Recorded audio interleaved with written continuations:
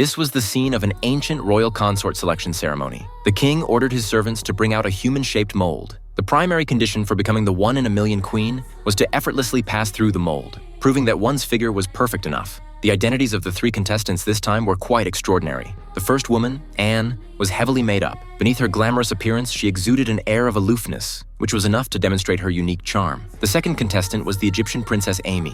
She was dressed in black from head to toe. Although she looked much older than the previous contestant, a woman of this age had a certain allure. Perhaps this was the king's type. Although the first 2 princesses were quite unique, they paled in comparison when the third, Julie, took the stage. Even though she was just a commoner, her thin veil could not conceal her stunning appearance. Even the officials present couldn't keep their composure. Seeing that all 3 were one-of-a-kind beauties, the king had his servants bring out a mold for fairness' sake. As long as their bodies could pass through the mold without touching it, they would pass the first round of selection. Unexpectedly, this hurdle posed no pressure for the 3 of them, and they passed through with ease. Then came the second round of testing. The king ordered soldiers to bring in 3 prisoners and had a table set up with 3 cups of wine. The king commanded the prisoners to each choose a cup and drink it. But in the next second, the prisoner in the middle suddenly collapsed and died. Anne screamed in fright. It turned out that one of the 3 cups of wine just now contained poison. Obviously, it was their turn next. The king first ordered servants to blindfold them, then shuffled the 3 cups of wine before removing the blindfolds and letting them choose a cup on their own. However, upon hearing this request,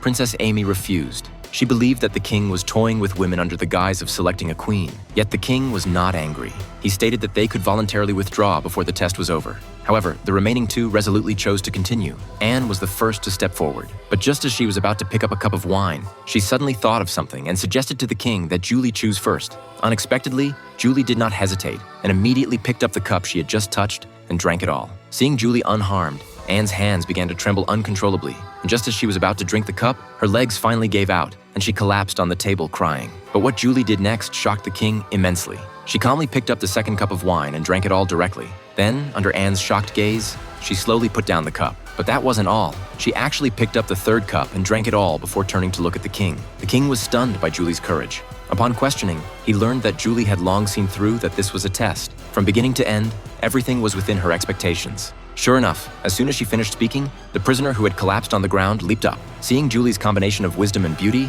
the king finally realized that she was the one he was looking for. So he announced on the spot that Julie would be crowned queen and rule over the harem as the mother of the nation. The 2 then lived a sweet life together, and the film ends here.